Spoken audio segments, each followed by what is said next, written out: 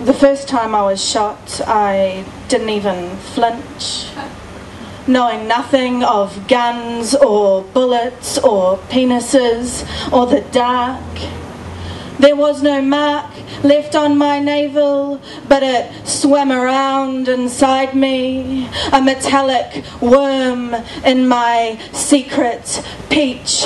I could not dig it out. There's a hole in my belly. There's a hole in my belly. There's a hole, there's a hole, there's a whole lot of holes. There's a hole in my belly.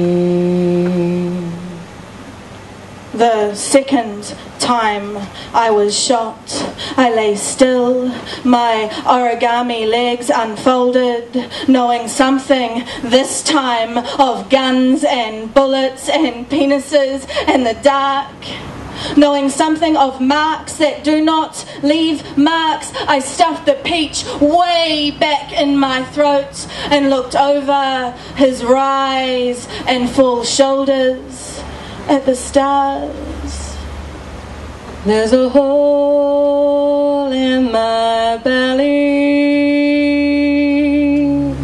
The third time I was shot, I was sleeping, and the shock of his fingers within me killed the recoil. Frozen, snake-like in pre-strike, I did nothing but hung on for the hands to stop scrabbling while the worm became a monster that ate away my silences.